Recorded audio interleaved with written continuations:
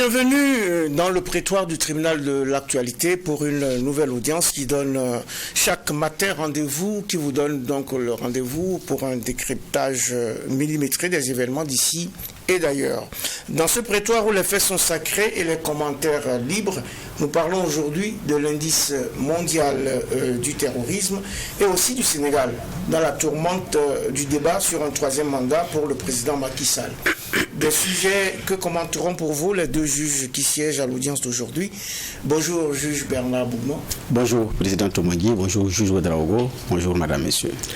Juge Bougma, bonjour. Monsieur le président, bonjour. Bonjour. Mesdames et messieurs, bonjour. Bonjour à toutes, bonjour à tous et bienvenue à cette nouvelle audience du tribunal de l'actualité sur la télé interactive Tru TV et en simultané sur Watt FM, la radio 100% urbaine ainsi que sur nos plateformes numériques.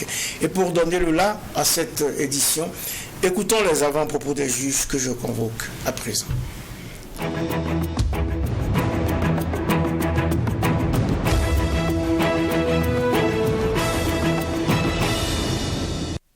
Que nous ont-ils préparé les juges comme avant-propos? Oui, juge Bernard Bougma, vous avez choisi de nous parler de... Timbres fiscaux, de la pénurie des timbres fiscaux. Effectivement, il y a une pénurie. Ça a commencé par s'amenuiser et c'est devenu difficile dans notre contexte où il faut forcément légaliser les documents parce qu'on n'a aucun autre système de vérification. Donc, il faut toujours passer par un commissaire. En tout cas, devant une autorité habilitée à légaliser pour que vous puissiez faire déposer vos dossiers. Donc, il y en a aujourd'hui qui ne dorment plus parce qu'il y a des dossiers à légaliser. Mais les timbres fiscaux sont devenus très rares.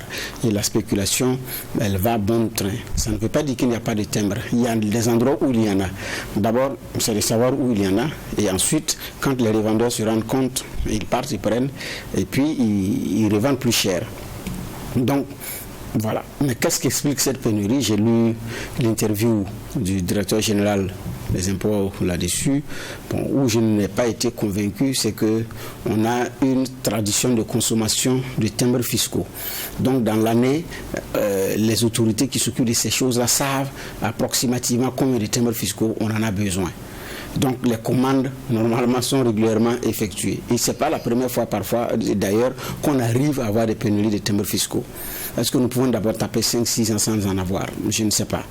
Maintenant, avant, il a été dit qu'il y avait de la piraterie, donc il fallait bloquer tout le système pour reprendre effectivement. Donc pour des timbres qui ne sont pas imprimés au Burkina et qui sont imprimés à l'extérieur, c'est-à-dire que naturellement il y a toute une chaîne pour que ça arrive. Alors qui n'a pas fait son boulot à un moment donné pour qu'on en arrive là? Ou bien il y a d'autres explications, peut-être qu'on n'aura pas.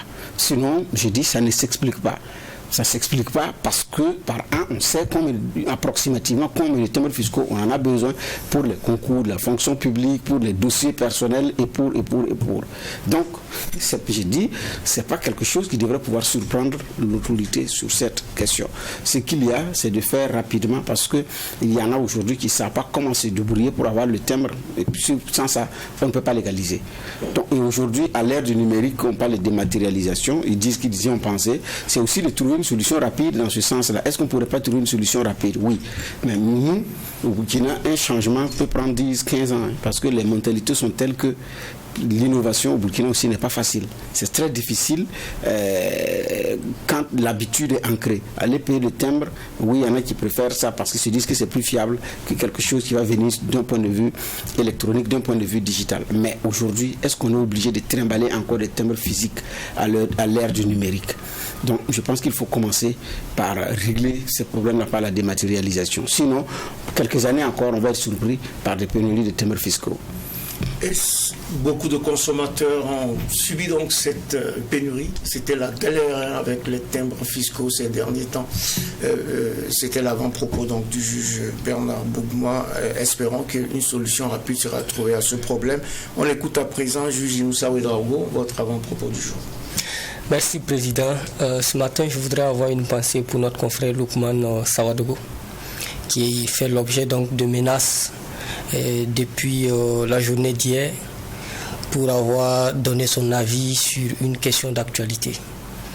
Et ce type de comportement devient très récurrent dans notre pays, que des citoyens en veuillent à d'autres citoyens pour avoir dit ce qu'ils pensent de la gestion de la cité ou sur une question quelconque de l'actualité, parce que ça ne rencontre pas leur assentiment, ils se mettent à menacer. Malgré les quelques procès qu'il y a eu dans le cas notamment de Newton Ahmed Bari et d'autres personnes qui ont saisi le tribunal, ça ne fait que se poursuivre. Et je voudrais donc apporter tout mon soutien à ce confrère-là et dire à ceux qui le font qu'ils ne rendent pas forcément service à notre pays, surtout dans ce contexte-là, parce que ça contribue à exacerber les tensions inutilement, alors que nous avons besoin de sérénité donc, pour faire face à la situation. On peut ne pas être d'accord avec ce que l'autre dit, mais on doit pouvoir amener aussi des contre-arguments pour démontrer à l'autre qu'il est dans l'erreur, qu'il se trompe.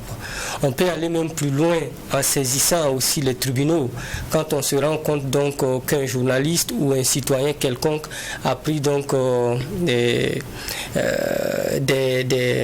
a eu des comportements en tout cas qui ne rentrent pas dans le cadre donc des lois et règlements de notre pays. Mais continuer à menacer des gens pour leurs opinions, ce n'est pas ce que nous voulons au nom de notre vivre ensemble. Donc je voudrais interpeller l'ensemble de tous nos concitoyens qui continuent à le faire, peut-être croyant bien faire, qu'ils sachent en fait qu'ils ne font qu'envenimer la situation et que dans une république, ce n'est pas la meilleure façon de résoudre nos contradictions. Le procureur est à nouveau interpellé, mais aussi ceux qui nous dirigent en ce moment sont interpellés parce que très souvent c'est en leur nom que ces actes-là sont commis et leur silence peut paraître comme une sorte de complicité s'ils ne donnent pas de la voix pour recadrer et si les autorités également en charge des questions judiciaires ne font pas leur travail sur ce plan-là. Nous serons perpétuellement dans cette menace-là, dans ces intimidations jusqu'à ce que le pire arrive. N'attendons pas que le pire arrive avant de donner de la voix. Continuons donc à sensibiliser les uns et les autres, continuons à dénoncer les comportements déviants de sorte à ce que nous continuons tous à travailler pour l'épanouissement de ce pays, pour le développement de ce pays, mais pour la sécurisation de ce pays. N'attendons surtout pas que le pire arrive. Nous sommes dans une situation préoccupante et chaque voix compte. Chaque voix compte doublement et nous devons nous unir pour nous en sortir tous comme des frères et non pas nous déchirer les uns les autres et proférer des menaces à l'endroit de qui que ce soit. C'était les avant-propos des juges du tribunal de l'actualité qui se penchent aujourd'hui tout d'abord sur le dernier indice mondial du terrorisme qui place le Burkina en tête des pays d'Afrique les plus impactés par le phénomène. Mais avant, un mot sur cette mission intégrée de haut niveau de la communauté économique des États de l'Afrique de l'Ouest, CEDEAO, attendue ce 21 mars au Burkina. Objectif, à printemps, évaluer et valider les besoins humanitaires techniques du pays pour l'année 2023. Une opportunité, selon vous, Bernard Bougman, de prendre la température réelle du pays au double plan sécuritaire et humanitaire et de jeter aussi l'œil sur le chronogramme politique. Exact. Ça au moins c'est clair. C'est sûr que, puisqu'on a dit une mission intégrée, donc comme c'est une mission intégrée, il y aura certainement le volet humanitaire, regarder les questions sécuritaires et pourquoi pas aussi les questions politiques. Parce que, quoi qu'il en soit, tout est lié. Donc il y a une réponse humanitaire à apporter, il y a une réponse sécuritaire à apporter, mais aussi il y a l'évaluation pour regarder est-ce que ceci est favorable à cela, favorable à ceci, compte tenu qu'on avait obtenu un compromis dynamique avec la CEDEAO. Jusqu'à présent, on ne parle pas des élections, compte tenu de la réalité. Donc aujourd'hui, qu'est-ce qu'on fait? Naturellement, c'est une mission qui aura du boulot. Quand je regarde d'ailleurs les dates, le séjour, c'est pratiquement une semaine. Donc c'est tout un travail parce qu'ils vont visiter des entrepôts, ils vont rencontrer des gens qui sont dans l'humanitaire et certainement d'autres personnalités ou d'autres entités qui sont impliquées dans la lutte contre le terrorisme. Alors, il nous saura rapidement, avant d'en juger sur pièce, c'est un accompagnement souhaité de la CEDEAO pour le Burkina dans cette situation difficile. En tout cas, pendant longtemps, on a insisté sur le fait que la CEDEAO ne devrait pas se contenter d'être quelqu'un qui vient donner des leçons tout le temps, qui vient dire ceci est bien, ça c'est pas bon, il faut aller dans tel sens, etc. On a toujours dit que nous voulons d'une CEDEAO proche des peuples, d'une CEDEAO qui se préoccupe du quotidien des peuples. Et de ce point de vue, nous espérons que ce rendez-vous d'une semaine à Ouagadougou sera une occasion de toucher du doigt les réalités du terrain en allant donc à la rencontre de certaines personnes qui vivent au quotidien les affres de cette guerre que nous vivons. Mais ça sera aussi l'occasion d'adresser un certain nombre de questions qui assaillent au quotidien les Burkinabés. Évidemment qu'ils vont aborder les questions de calendrier, les questions sécuritaires, etc. et des questions politiques. Et vivement donc que l'ensemble des acteurs s'impliquent et que de cette mission d'évaluation sortent des recommandations concrètes à même donc d'adresser les questions humanitaires notamment qui font souffrir beaucoup de nos concitoyens. En tout cas, c'est une mission qui est la bienvenue. On espère que l'évaluation et la validation des besoins humanitaires et techniques du pays se fera, cette évaluation, dans un esprit de consensus et que les uns et les autres pourront en tirer profit. La situation du Burkina, on l'a dit, est préoccupante. Elle reste préoccupante, ainsi que l'atteste d'ailleurs le dernier rapport de l'Institut pour l'économie et la paix. Et selon ce rapport, le Burkina, qui est le deuxième pays du monde le plus impacté par le terrorisme, occupe la première place africaine. En cause, les décès de 2022, les incidents, les otages, les blessures dues au terrorisme. Au total, on a répertorié au cours de l'année dernière au Burkina 310 incidents terroristes ayant occasionné 1135 morts et 496 blessés. Bernard Loubou. Oui, effectivement, quand on voit le classement, ici, ce qui est là à dire, c'est qu'il ne faut même pas qu'il y ait un tableau de classement d'indice d'impact du terrorisme à l'échelle mondiale. C'est-à-dire, en temps normal, on ne devrait pas en avoir. Et c'est un rêve que je nourris, que normalement, on ne devrait pas avoir ce classement. Et aujourd'hui, la lutte, c'est pour se classer mieux dans le tableau de ce classement-là. Alors que si cette lutte devient acharnée comme ça, chacun lutte pour pouvoir effectivement sortir la tête de l'eau, il y aura toujours des pays qui y sont. Parce que pendant que j'y ai pensé, je revois encore le discours de Thomas Sankara à l'ONU, et je ne peux pas m'empêcher de citer parce que c'est fort à propos et ça cadre avec notre contexte actuel.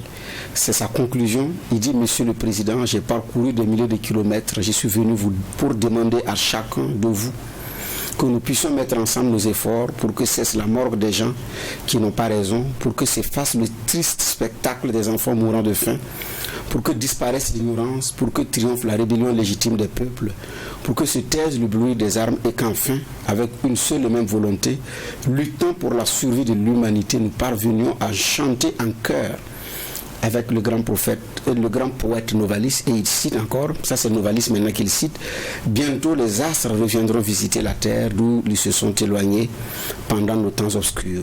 Le soleil déposera son spectre sévère, reviendra étoile parmi les étoiles, toutes les races du monde se rassembleront à nouveau. Après une longue séparation, les vieilles familles orphelines se retrouveront et chaque jour verra de nouvelles retrouvailles, de nouveaux embrassements. Alors les habitants du temps jadis reviendront vers la terre et en chaque tombe se réveillera la cendre éteinte. Partout brûleront à nouveau les flammes de la vie. Les vieilles demeures seront rebâties, les temps anciens se renouvelleront et l'histoire sera le rêve d'un présent à l'étendue infinie. Fin de citation. Et c'est ce rêve-là que je nourris pour cette humanité. Qu'on n'ait pas à avoir un tableau où on classe les pays mal lotis sur les questions de terrorisme et les pays mieux lotis sur les questions de terrorisme. Parce que si chacun dépose ses égaux, chacun accepte l'autre, chacun accepte qu'on est différent, mais on est complémentaire, on n'en serait pas là.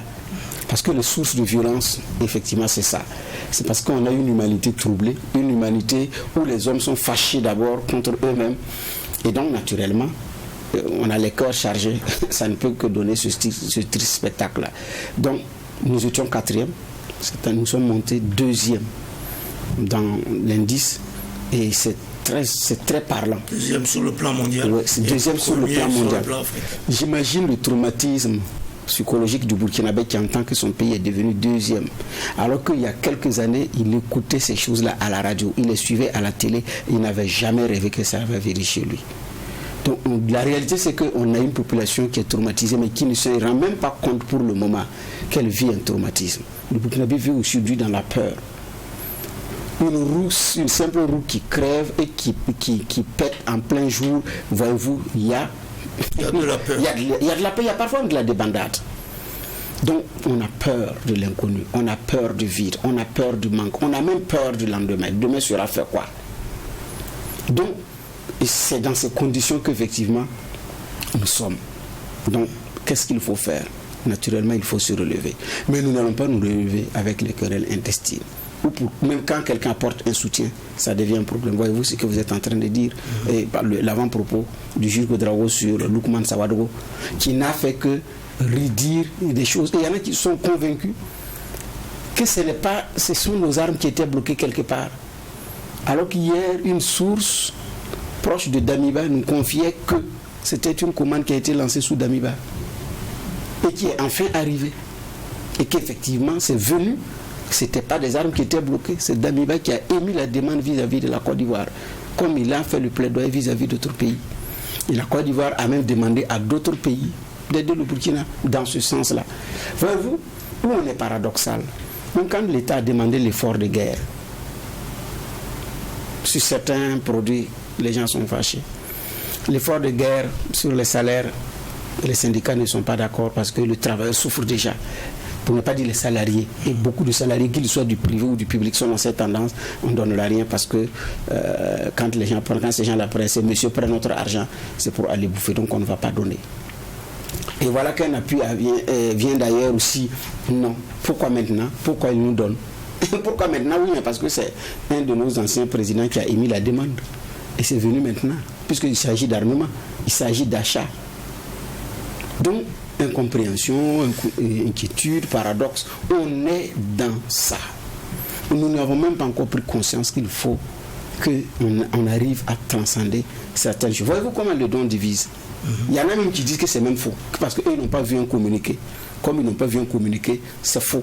Un communiqué officiel du gouvernement. Officiel, que ce soit du gouvernement burkinabé ou du gouvernement ivoirien, que c'est faux. Alors que les mêmes médias disent qu'il y a même une lettre de remerciement que le Burkina a émise à l'endroit de la Côte d'Ivoire.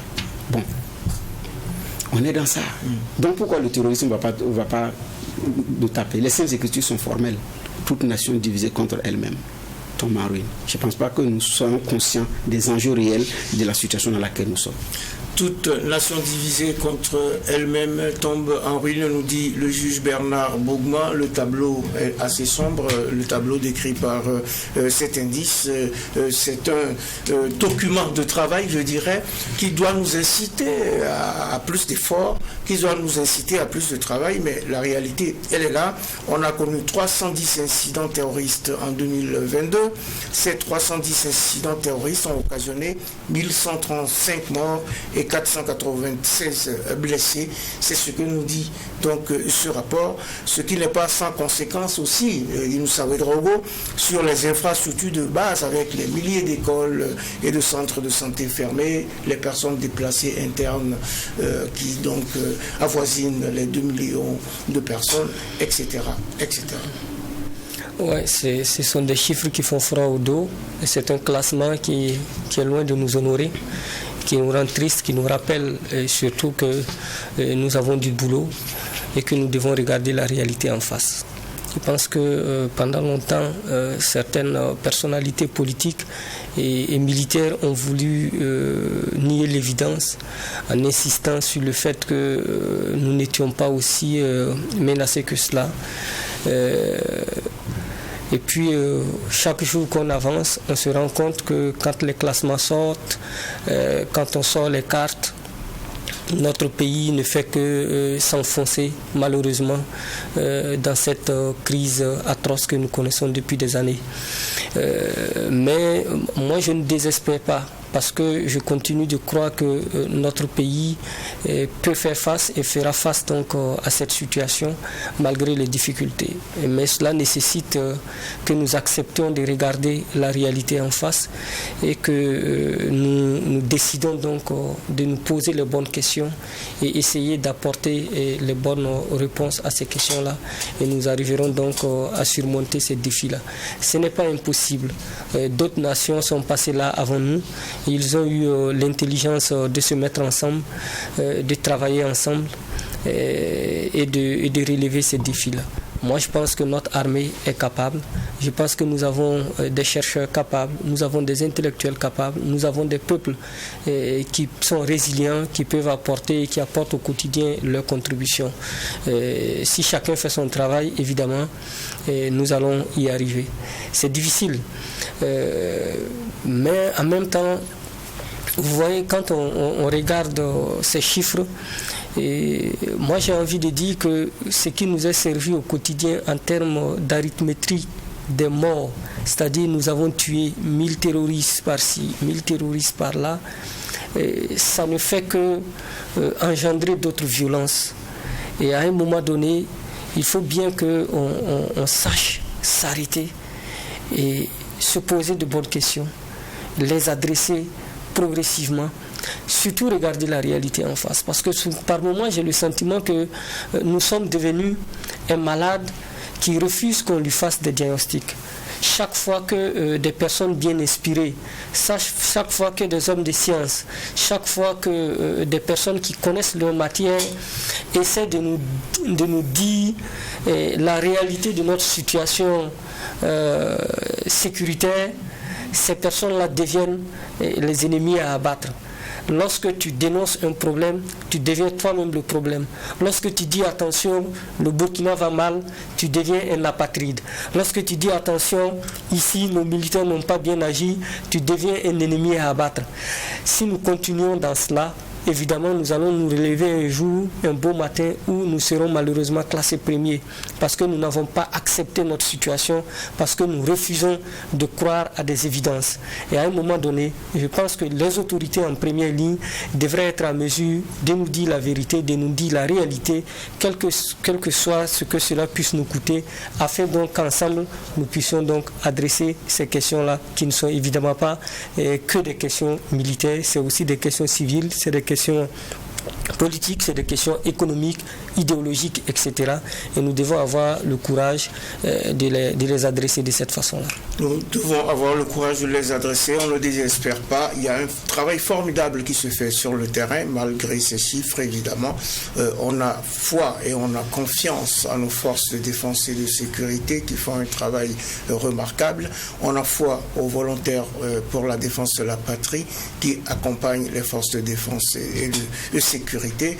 Et on a foi que les tendances s'inversent, on a foi que tout redevienne un peu à la normale, mais c'est vrai qu'aujourd'hui la réalité est là, on doit y faire face avec responsabilité, avec courage, avec détermination.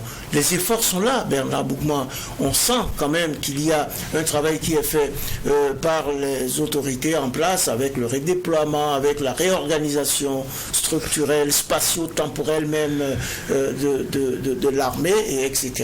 Ça veut dire que les résultats ne sont peut-être pas encore là tels que nous les souhaitons, ne sont pas aussi rapides que nous les souhaitons, mais si on continue dans cette lancée, on a peut-être des raisons de sourire bientôt. Oui, tout à fait. Ce n'est pas que il n'y a pas un effort qui n'est pas fait. Ce n'est pas que. Mais les enjeux vont au-delà de cela. Le discours de l'unisson, il n'est pas prôné à certains niveaux. Donc, ce qui fait qu'on est dans une telle situation. Autrement dit, j'ai dit que si on parlait le même langage et on regardait dans la même direction avec sagesse, on n'en serait pas là. Mais tant que des gens vont se réjouir parce qu'il y a un pouvoir qui n'arrive pas à donner une réponse adéquate et lui, il trouve son plaisir dans ça, on n'est pas encore sorti de l'auberge. Parce que lui, ce qui l'intéresse, c'est est-ce que le Burkina s'est relevé ou pas. Non. Ce qui l'intéresse, c'est que quelqu'un a échoué. Point. Que le Burkina se relève ou pas, c'est pas un problème. Il faut que toi, tu échoues. Et comme nous, on n'a pas travaillé à stabiliser le pouvoir d'État, nous sommes rentrés depuis 1966, le 3 janvier 1966, dans un cycle de faire en sorte que l'autorité ne termine pas son magistère. Parce que le Burkinabé, pour lui, c'est celui qui est en face de lui qui est le problème. Ce n'est même pas lui-même d'abord. C'est le dirigeant, c'est le ministre, c'est le DG, c'est le président, c'est le premier ministre. Et quand vous regardez, depuis 1966, quel est ce président qui a terminé stérélement un mandat? Il n'y en a pas. Mais après quel renversement, notre situation s'est améliorée considérablement. Quand ça prend un bon envol, on coupe. Parce qu'on n'est même pas sûr que ça va bien se terminer. Donc on coupe avec l'espoir que. Après encore, on coupe avec l'espoir que. Je pense qu'il faut chercher la solution en nous-mêmes. Les armes, oui. Mais il faut avoir d'autres pans de regard. Mais effectivement, aujourd'hui, regardez, j'ai dit bien sûr la question du don. Vous avez des pays, nous sommes entourés par 6 ou 7 pays, 7 limitrophes. Nous sommes classés 2e sur l'indice de choses mondial du terrorisme. Vous ne voulez pas que nos voisins s'en inquiètent? Dans ce contexte, les voisins nous envoient du renfort et vous commencez à demander pourquoi maintenant? Pourquoi d'ailleurs il le fait? C'est la France qui lui a donné de nous donner. C'est notre armement qui était bloqué. Mais pourquoi les populations disent ça? Je reprends ce que Choguel Maïga a dit à notre premier ministre quand il était à Bamako. Il faut dire ce que vous faites. Dites la vérité aux gens et puis c'est terminé. Il ne fallait pas commettre l'erreur d'accepter une telle logistique dans le silence. Pas du tout. Oui. Parce que les Ivoiriens disent que c'est pour éviter la propagande. Quelle propagande? Propagande de quoi? C'est pas de la propagande. Et maintenant, quand la Côte d'Ivoire a envoyé de l'argent pour soutenir Erdogan après le séisme en Turquie, les Burkinabés sont montés sur leurs chevaux. Non, oui, là, le voisin, vous n'avez jamais rien fait pour lui. Vous partez donner loin là-bas. Il y a quel lien? 2 jours après maintenant, l'information sort, ça devient. Au lieu de on savait même que nous on a reçu. Merci beaucoup. On n'a même plus dit ça. Pourquoi tu nous donnes et pourquoi maintenant? Et l'autre bagarre, c'est ça. Et on est tellement dans le déni qu'on trouve d'autres arguments pour expliquer que même si ça vient de la Côte d'Ivoire, c'est que pour des gens. Anguille sous roche. Oui, on invente toute une histoire pour pouvoir dire qu'on ne veut pas, pour pouvoir dire que c'est pas vrai. Mais je pense que, quoi qu'il en soit, l'autorité, je pense, a commis une erreur. Parce que vous ne pouvez pas recevoir autant de matériel dans un silence. Un jour, ça va sortir et vous serez dans l'inconfort. C'est de dire que nous avons reçu tel lot de matériel vis-à-vis de la Côte d'Ivoire. C'est un dossier qui était dans les tuyaux avant notre arrivée. La preuve, pendant le 11 décembre, des personnes... La fête nationale. La fête nationale.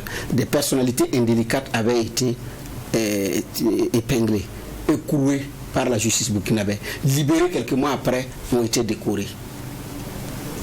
Parce que quand le capitaine Traoré venait, les décorations étaient déjà dans le tuyau. Il n'a fait que acter, il y a une chancellerie qui enquête sur ces choses-là. Ils n'ont fait que acter ça. Donc la communication, c'est dire, c'était un processus qui est lancé, c'est des gens qui ont travaillé sur le dossier, ils n'ont pas trouvé à remettre en cause, on a continué. Mais ce dossier aussi était dans le tuyau. Selon nos informations, c'est un dossier qui était dans le tuyau que vous êtes venu trouver. Notre prédécesseur avait tendu la main, et puis bon,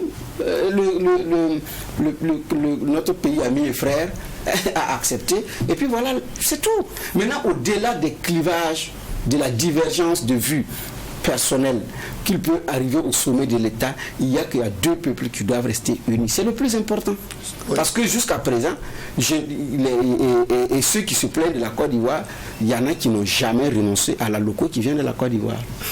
Bien sûr. Ils n'ont jamais renoncé à l'attiqué qui vient de la Côte d'Ivoire. Pourquoi? C'est de la nourriture, non? Donc je pense qu'il faut savoir raison garder. Pour des gens qui sont attachés aux valeurs de solidarité africaine.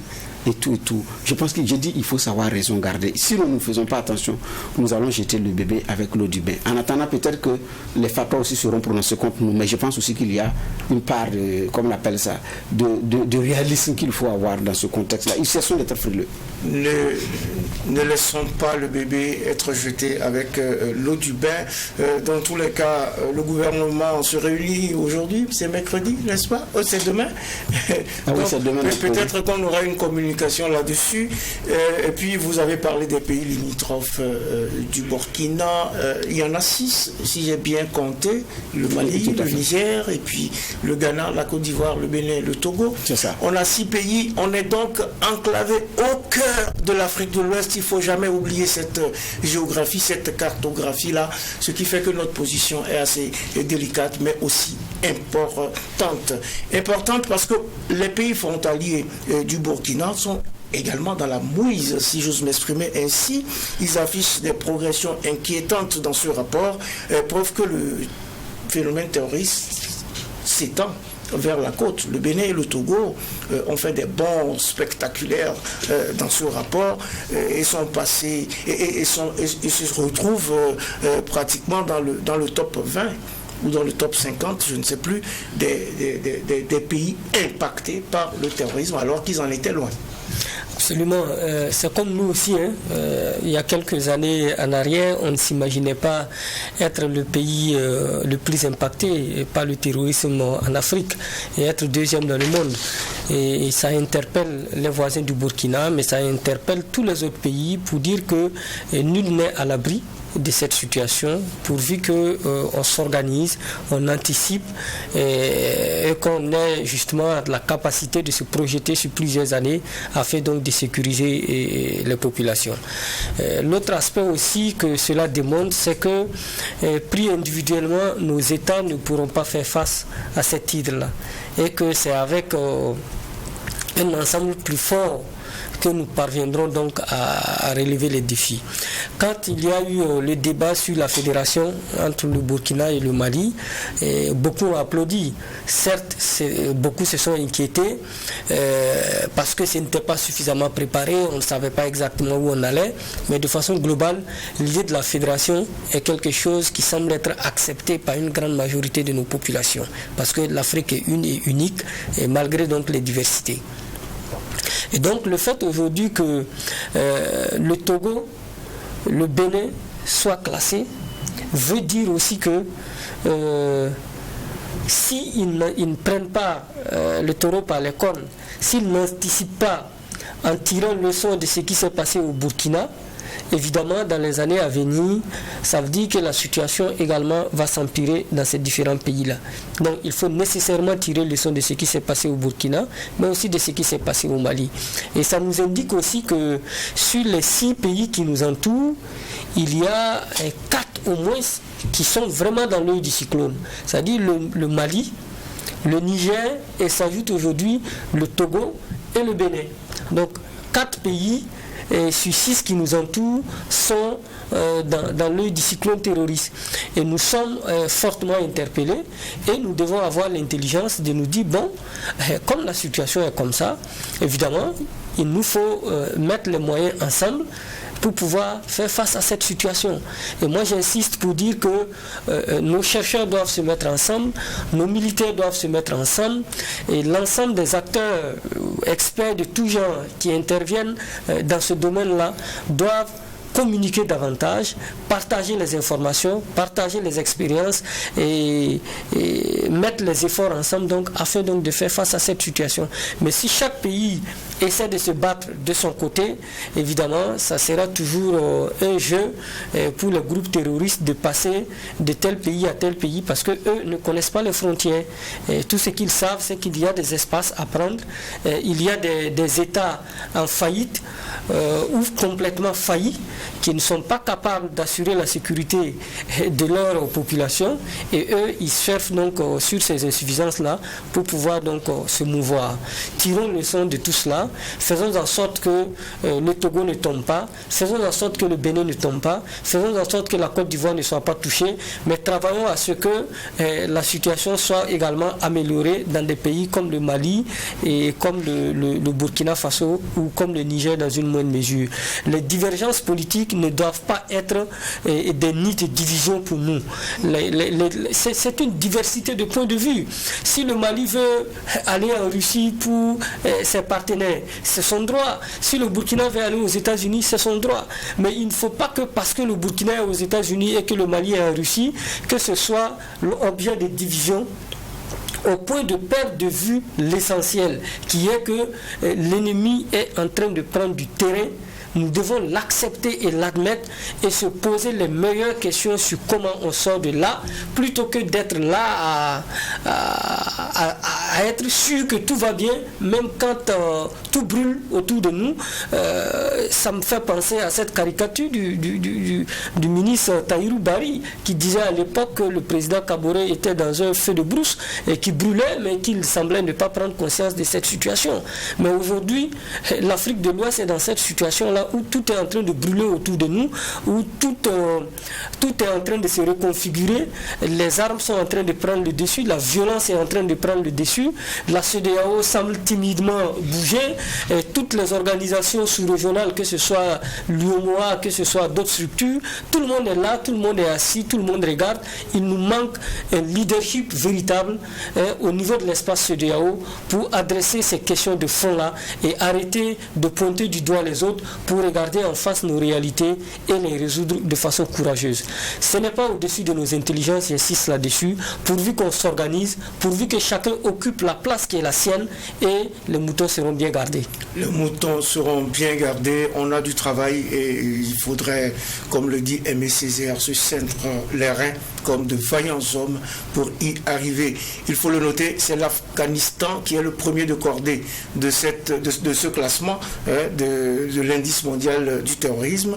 Donc le Burkina Faso vient juste après l'Afghanistan. Dans le top 10, je le disais tout à l'heure, on retrouve plusieurs pays africains, la Somalie, le Mali, le Nigeria et le Niger. Mais dans le top 50, il y a des pays donc, comme le Togo, comme le Bénin. Il faut donc faire attention parce que ces chiffres indiquent qu'il faut continuer de se battre et de redoubler d'ardeur et de stratégie pour vaincre le terrorisme. Mais aussi, vous l'avez dit, que personne, aucun pays ne peut réussir tout seul à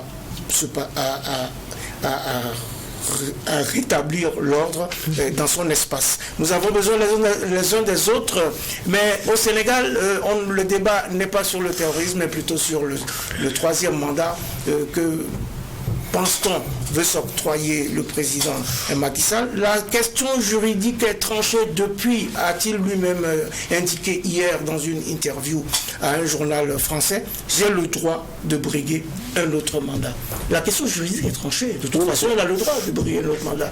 Alors pourquoi on a fait tout un plat, Bernard Bougman? Non, j'en ris parce que c'est l'argument de tous ceux qui veulent faire un troisième mandat et en torpillant la loi fondamentale.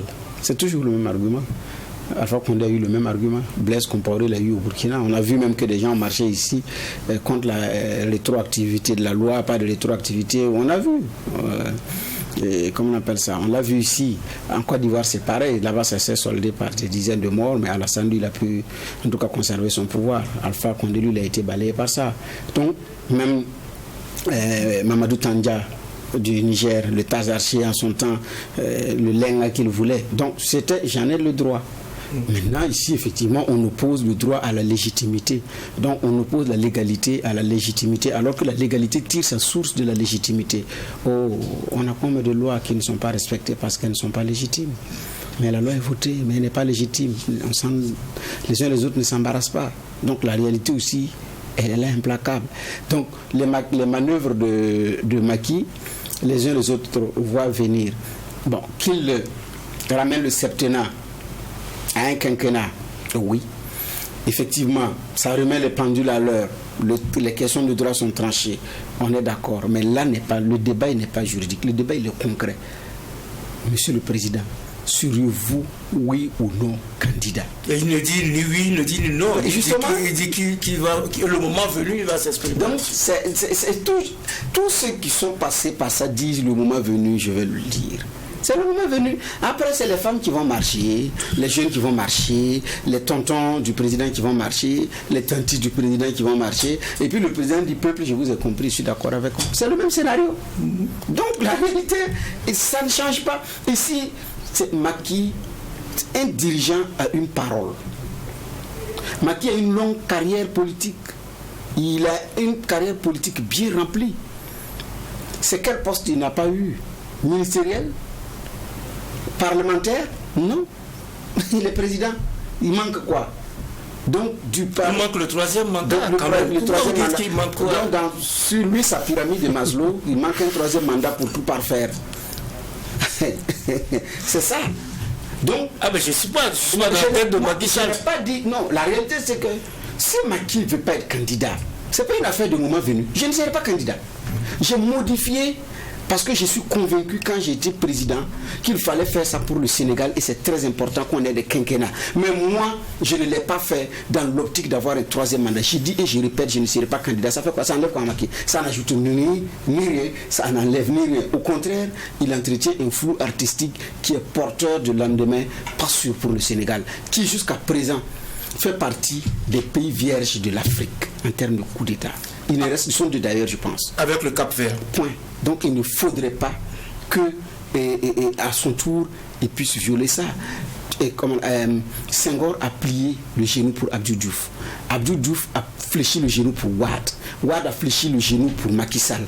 Pourquoi lui ne voudrait pas fléchir le genou? Il maintient le Sénégal dans un clair-obscur.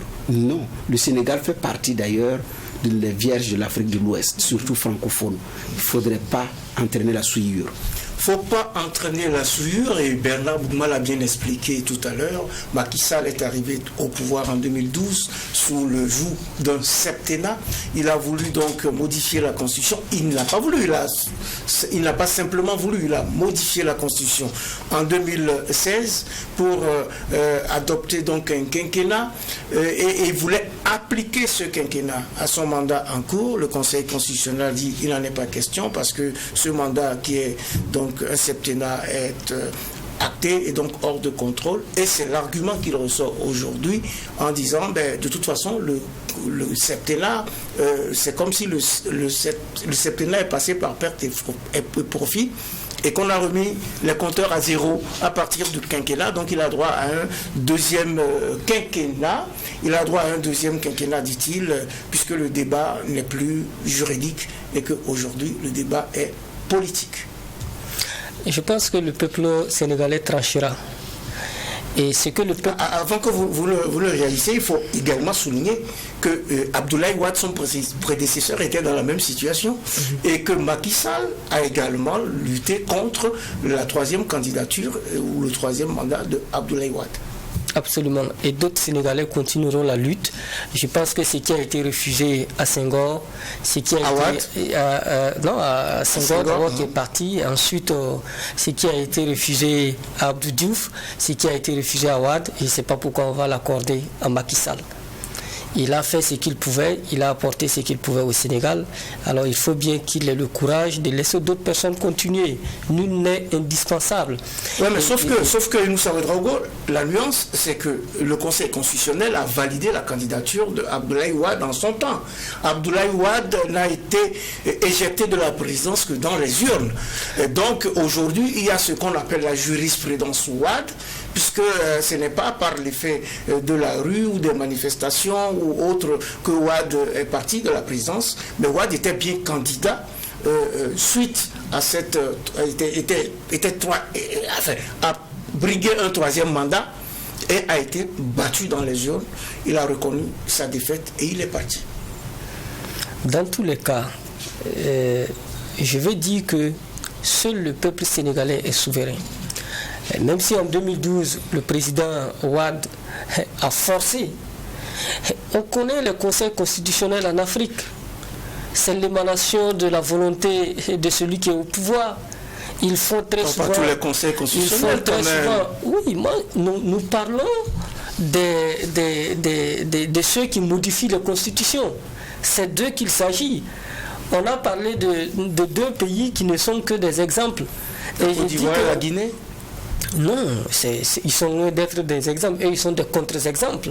Okay. Moi, je parle plutôt du Cap-Vert et du Sénégal, qui sont jusque-là les deux seuls pays de l'Afrique de l'Ouest à n'avoir pas connu de coup d'État. Et donc, je pense que tout appartient au peuple sénégalais, qui est un peuple mature, qui saura, en temps opportun, donner une réponse à Macky Sall. Des manifestations ont commencé. Les Sénégalais, jour après jour, n'arrêtent pas de dire qu'ils ne veulent pas de ce troisième mandat. Le président Macky Sall insiste pour dire que c'est une question éminemment politique. Oui, sauf qu'à un moment donné, il faut savoir tirer le leçon de ce qui est arrivé aux autres, parce que ça n'arrive pas qu'aux autres. Les autres ont été vierges jusqu'à ce que des gens essaient de souiller, et puis nous nous sommes retrouvés dans des situations soit de coup d'État, soit d'insurrection. Ce qui se passe avec Sonko et avec d'autres acteurs politiques au Sénégal nous montre clairement que toutes les conditions sont réunies pour une sorte d'explosion sociale si le président Macky Sall continue dans sa dynamique de vouloir donc se présenter. Et comme je l'ai dit, historiquement, même en 2012, on a eu beaucoup de manifestations avec le mouvement Yanama et d'autres organisations de la société civile sénégalaise, de la société politique sénégalaise, qui se sont dressées contre Wade, et leur action a pesé pour beaucoup dans l'élection de Macky Sall. Il ne doit pas oublier l'histoire, et je pense que la CEDEAO doit saisir l'occasion dès maintenant pour aussi donner son avis par rapport donc à cette situation, parce que le débat sur la légalité et autres là, ça c'est un débat clos. Maintenant, il faut avoir le courage de dire à Macky Sall dès maintenant qu'il ne faut pas qu'il réveille les vieux démons et qu'il s'en aille de façon paisible et organise donc l'alternance telle que ça a été toujours fait au Sénégal, de sorte à ce qu'on ne soit pas obligé d'éteindre un autre brasier à un moment donné où plusieurs pays de la sous-région donc sont en proie à la lutte contre le terrorisme. On parle donc de Macky Sall, président du Sénégal, qui est en poste depuis 2012 et qui a d'ailleurs été récemment président de la conférence des chefs d'État et de gouvernement des pays membres de l'Union africaine, s'il vous plaît. Et Macky Sall, qui donc semble sur la piste d'un troisième mandat au Sénégal. Vous avez évoqué la Côte d'Ivoire et la Guinée tout à l'heure. Pourquoi ce qui est possible en Côte d'Ivoire et en Guinée ne peut pas être possible au Sénégal? Ce qui a été en Côte d'Ivoire, c'est au prix de quoi? Mais je pense que c'est près de plus de 80 morts qui ont été laissés sur le carreau. Ça, c'est ce qu'on a pu compter. On ne parle pas de ceux qui portent aujourd'hui les séquelles de cette lutte. Est-ce qu'on a besoin de verser le sang d'un seul Sénégalais pour ça? Et s'il lui manque ça, ça va dire qu'il va louper le paradis? Ou il ne va plus vivre heureux? Non, c'est moi, la question que je me pose, c'est quel prix payer pour un troisième mandat? Surtout que le Sénégal en a déjà fait les frais, avec les manifestations violentes des entreprises, des biens publics et privés ont été déjà saccagés et incendiés. Et aujourd'hui, et si la France est dans l'inconfort, c'est d'ailleurs dû à cet entêtement. Il a poussé les Sénégalais d'ailleurs à mettre la France dans l'inconfort. C'est ça aussi la réalité. Aujourd'hui, la France est de plus en plus partie au Sénégal pour ça. Rien que parce que pour les Sénégalais, et c'est le discours de Sonko, c'est de la marionnette de la France, point. C'est ce que Sonko a dit. Et les gens ont dit oui, c'est vrai. La preuve. Et puis ils disent la preuve. Et c'est parti. Donc, est-ce qu'il en a besoin? Mais maintenant, effectivement, le peuple sénégalais est très mature. Macky peut être humilié au soir de son rêve du troisième mandat dans les urnes comme Wade, comme Senghor, comme Diouf, comme Wade. C'est des histoires récentes. Et Macky connaît bien, j'ai dit bien, l'histoire politique du Sénégal. Et il sait que ça peut ne pas passer. Mais comme il connaît bien son jeu, il a travaillé à délégitimer toutes ces entités qui pouvaient tenir haut le combat. Le mouvement Y en a marre en a fait les frais. L'ancien maire de Dakar, il en a fait les frais. Les Sénégalais n'ont même pas vu venir Macky, qui préparait très sérieusement son deuxième mandat.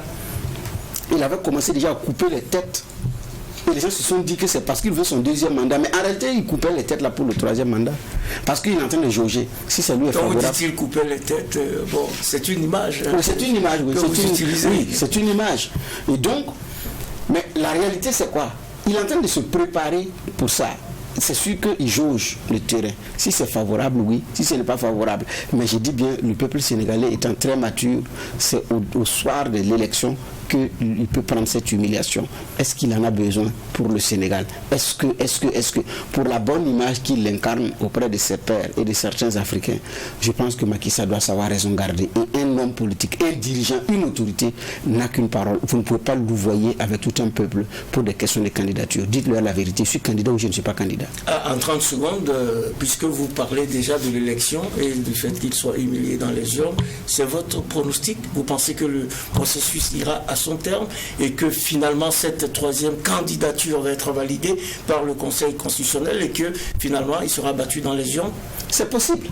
C'est possible parce que le Conseil constitutionnel... Il peut aussi renoncer à ce troisième mandat. Il peut aussi, j'ai dit c'est possible, il peut aussi renoncer. Mais j'ai dit en tant qu'autorité qui n'a qu'une parole, il faut libérer les Sénégalais en leur disant je suis candidat ou je ne suis pas candidat. C'est ce qui fait aussi une autorité, vous assumez le reste. Alors, c'est bientôt la fête de l'indépendance du Sénégal, le 63e, c'est le 4 avril. Peut-être qu'on aura une grande annonce à cette occasion. J'espère que le président Macky Sall courageusement dira au peuple sénégalais qu'il ne sera pas candidat, parce que c'est ce qu'il faut. Le peuple sénégalais a refusé, et comme le dit Amadou Kourouma, quand on refuse on dit non. Il faut que le peuple sénégalais montre qu'il a dit non à Macky Sall. Mais pour le moment, il dit le moment venu, peut-être que le 4 avril ce ne sera pas encore le moment de dire oui ou non, je serai candidat ou pas. Dans tous les cas, je crois au peuple sénégalais, en sa maturité, et il saura dire non au moment venu. En tout cas, le Sénégal nous a habitués à ces retournements de situation et a su dire non aux personnes qui lui tiennent tête, même si c'est dans les urnes, de façon propre et de façon légale, de façon légitime. Ainsi s'achève cette audience du tribunal de l'actualité qui s'est penchée sur l'indice mondial du terrorisme et sur le débat du troisième mandat en cours actuellement au Sénégal. Merci, juge Bernard Bougman. Merci, président. Merci, juge Inoussa Ouedraogo. Merci. Merci à nous, toutes nos équipes de réalisation, ainsi qu'à vous pour votre attention et pour votre fidélité. Hommage renouvelé à toutes nos forces combattantes, prompt rétablissement aux blessés et aux malades, et n'oublions pas de prendre soin les uns des autres en attendant de retrouver le tribunal de l'actualité demain, aux mêmes heures, mêmes antennes, avec un maillet toujours aussi juste, incisif et sans complaisance.